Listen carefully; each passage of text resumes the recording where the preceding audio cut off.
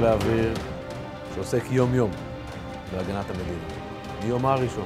הרעש הזה שאתם שומעים בשמיים הוא רעש שמסמל את העשייה של חיל האוויר. בשתי הפניות האלה, אני חשתי.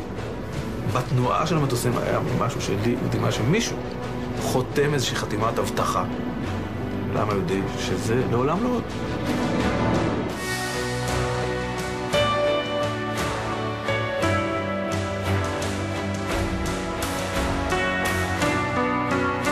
מלחמת העצמאות, בה נלחמה ישראל על עצם קיומה, הייתה המלחמה אשר במהלכה קם חיל האוויר והפך תוך זמן קצר למרכיב פעיל וחשוב במהלכי המלחמה. בתחילת המלחמה לא היה למדינת ישראל מענה לאיום האווירי, ותל אביב הופתצה מן האוויר באין מפריע על ידי המצרים. תוך זמן קצר הובאו מטוסים מחול במבצעי רכש מיוחדים. המטוסים הוצאו על ידי טייסים מתנדבים מחול ומספר טייסים ישראלים.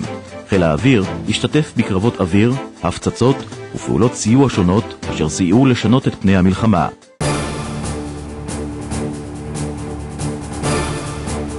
מלחמת ששת הימים פרצה לאחר מספר שבועות של המתנה וכוננות שבמהלכה מתברר מעל לכל ספק כי פני מצרים וסוריה למלחמה. השמדת חיל האוויר המצרי על הקרקע בתוך 3 שעות בלבד הייתה מופת לביצוע מדויק ומושלם. פקודת המבצע, שנקרא מוקד, נלמדת עדיין בכל חילות האוויר בעולם. מלחמת ההתשה נפתחה רשמית בחודש מרס 1969, אך החלה למעשה מיד עם סיומה של מלחמת ששת הימים. צה"ל נלחם במלחמת ההתשה בעיקר נגד המצרים, אולם פעל גם נגד מטרות בירדן.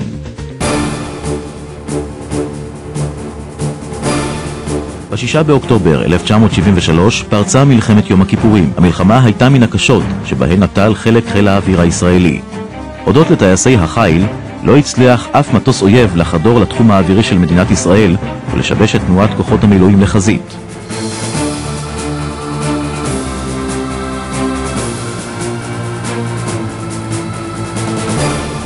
ב3 ביוני 1982 התנגשו מחבלים בשגריר ישראל בלונדון ופצעו קשה. למחרת תקפו מטוסי חיל האוויר 2 מטרות מחבלים בביירות שכללו מחסני תחמושת באצטדיון העירוני ובית הספר ללוחמת קרב של המחבלים. המחבלים בתגובה פתחו באש ארטילריה מרוכזת לעבר יישובי הצפון וגרמו לאבדות בנפש ולפגיעות ברכוש. ב6 ביוני נפתח מבצע שלום הגליל וצה"ל חדר ב3 צירים לתוך לבנון.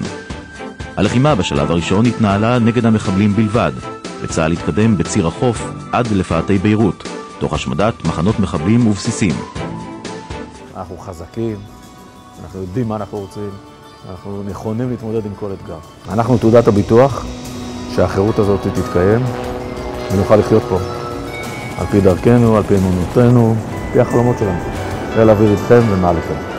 חתימת הבטחה.